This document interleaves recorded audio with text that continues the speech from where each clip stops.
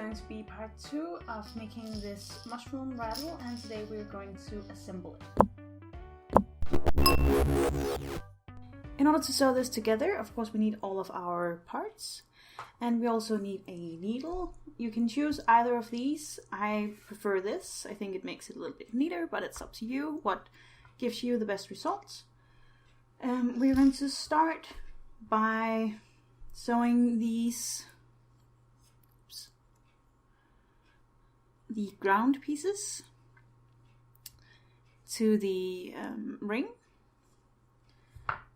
Then we are going to sew the dots onto the mushroom here. And then we're going to sew the mushroom to the ground pieces.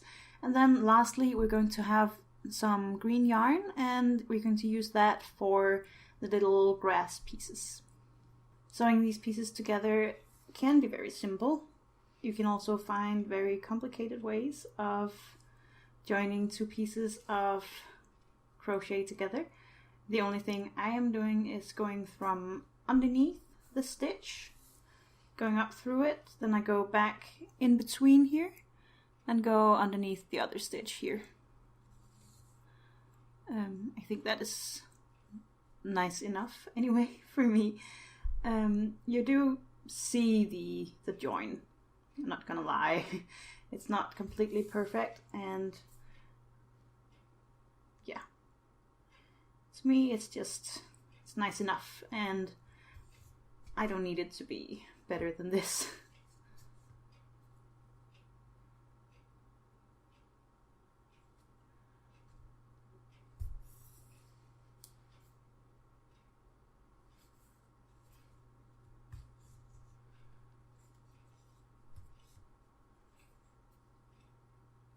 As long as it's somewhat straight, you know, that they line up at the edges, then I am happy. And because we are planning on this being given to a small child, of course we are going to be extra careful when we are working in the end. So let me just take the last stab here. Now, this end, of course, is the one that we ended with, so it's already attached. But we still kind of want this to be better secured. So what I would suggest you do, and what I'm going to do, is to pass it back and forth into the crocheted piece here a couple of times. So I'm just going in random spots, and this is where it really helps that the needle, sorry, it's really tough now, that the needle is pointy, because then we can stab through the fabric rather than having to go and find an opening in the stitch.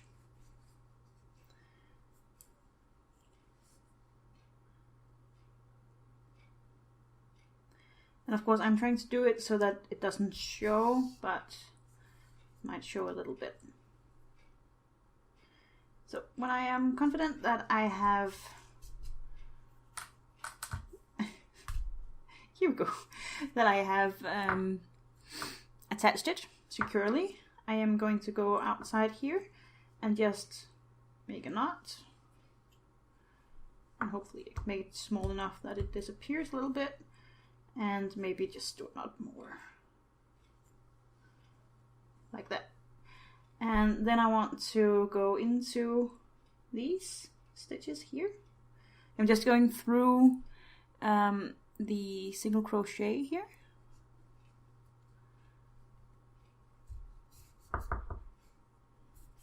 All the way through that. And then I am going underneath all of those. Now I have gone into the fabric, and now I'm going underneath the fabric like that, and then I will be cutting the yarn very close, and then I can just tuck that end in there.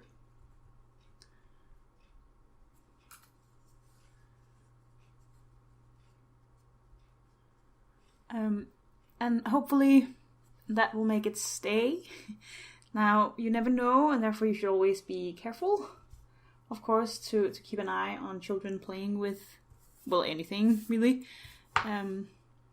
Because swallowing, especially thread, is really dangerous for both children, but also animals and other.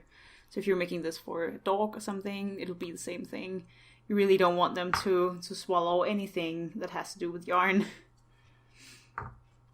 Okay, so let's move on to the dots.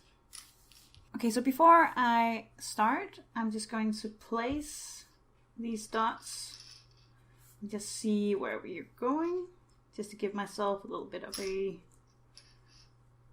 map of how this is going to work. This is also a good idea if you're unsure of whether you want 5 or 6 spots. You can just sort of place them. This is very messy, right? But you see the point in trying to estimate where these are going to be. Oh, and also, if you wanted, you could have made the top here after the row we did with the front loop or back loop, I can't remember. You could have made that red and then made all of the dots white. Then it would have been like a normal mushroom. But yeah, I think I am happy with the placement that I have now projected, or whatever you want to say. So I am going to start from one side. And what I just realized is that I want all of my dots to be off center. So I don't want one here and then the rest around them. I'm actually quite happy with the join that I made here. So I think I'm going to start here. And then have the rest be sort of at an equal distance to each other around that.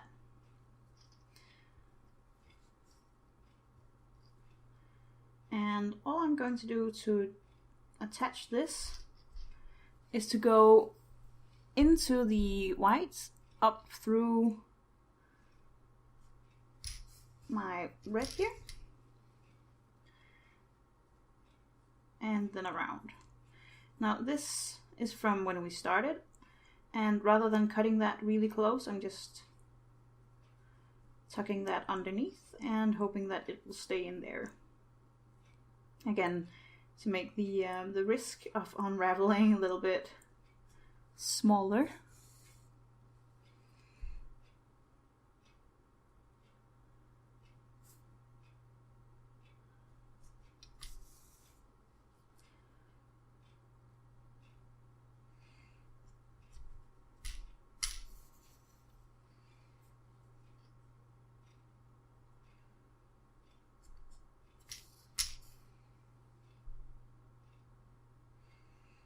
And if you're having trouble holding this or you're stabbing yourself a lot, just get a pin and just pin the dot in place before you start sewing. That way you can remove your fingers.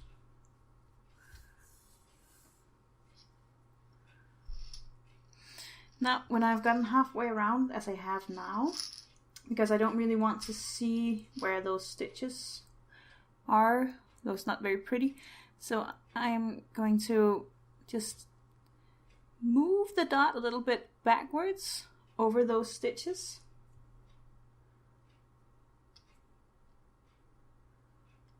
And then keep sewing.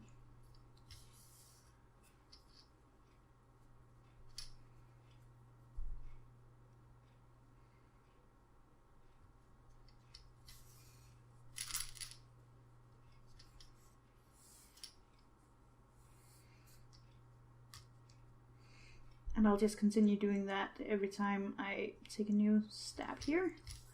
Just move it over the stitches so that that join is going to be really neat. And it's only for show, of course. There's no practical reason for that.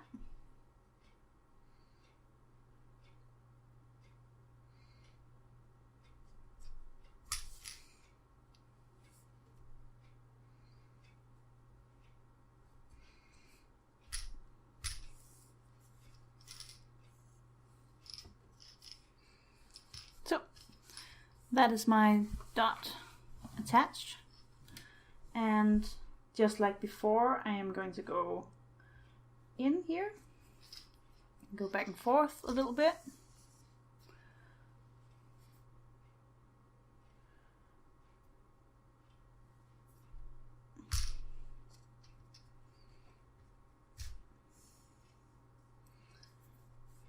In the crochet piece.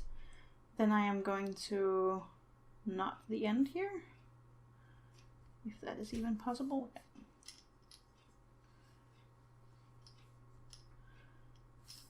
And then I will feed the yarn through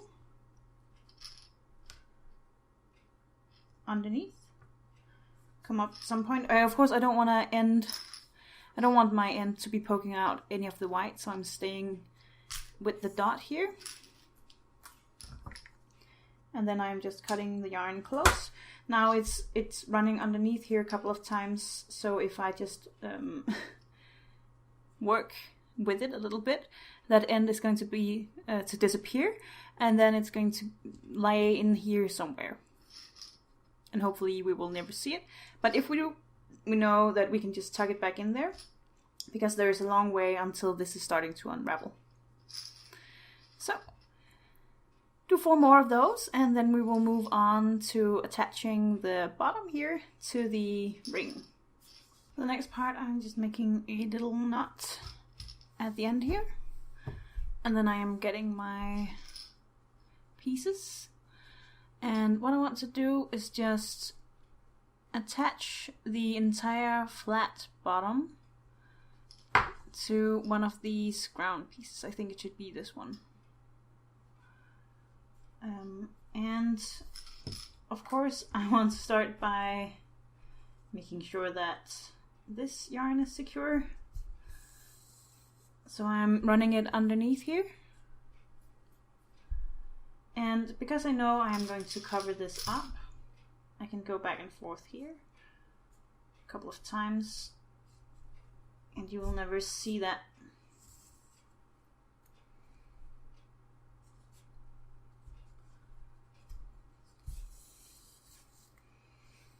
So, and I can just cut that end. So,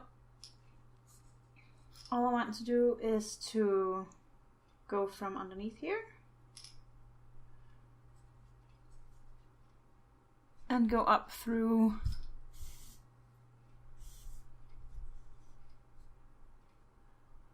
and then back down and up through. So really it's exactly the same as before.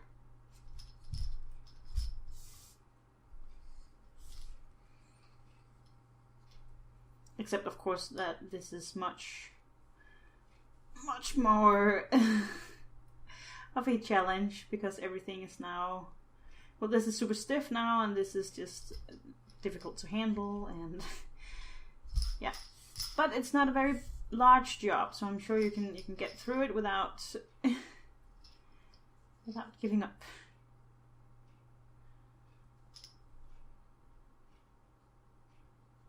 And I'm just constantly trying to hit the same round all the way around. So instead of flattening it, I am taking that round and I am wrapping it. I can show you from the side here. Just wrapping that around the piece here. Yeah, so just continue on this way, and soon you should be very close to done.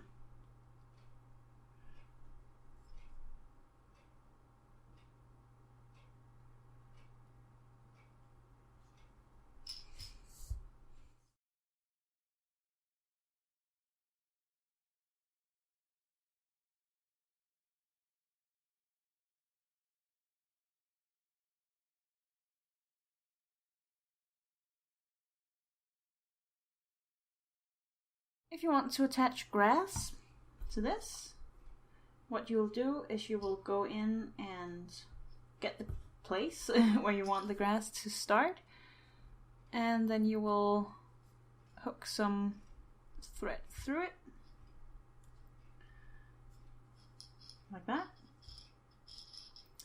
And then you are going to chain the amount of stitches that you want. I am going to chain 10, I think.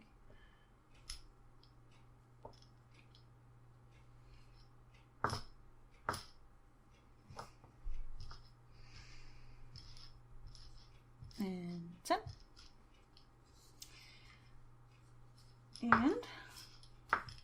And then the trick to this, to the curling, is that you go into the next stitch and you do 2 or 3 single crochet. So let me do 3 here, and 3 in the next, or 2 maybe. You could just do 3 in every stitch if you're not into sort of improvising. I think I am going to do 2 there too, and then maybe 3 here.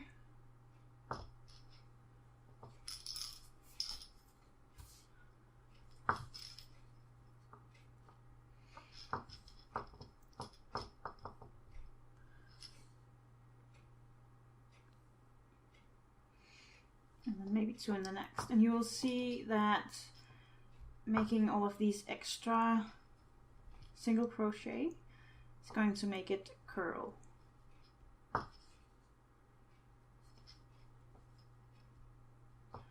And obviously if you make 4 or 5, you'll get even more of a curl.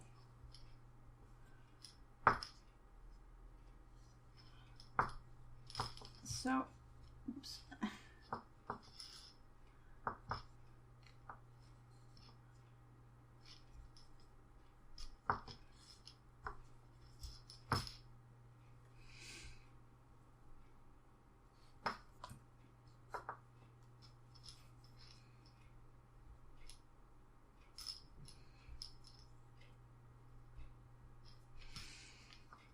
So here we are at the end, and we've made a little thing here. And of course, just like with everything else, what comes next is sewing in these ends in a very secure way, and that means that I'm going to go into the crocheted part and just run the yarn up through a couple of times, and then I am going to cut it with a little bit of a margin underneath some of this, or maybe inside the mushroom.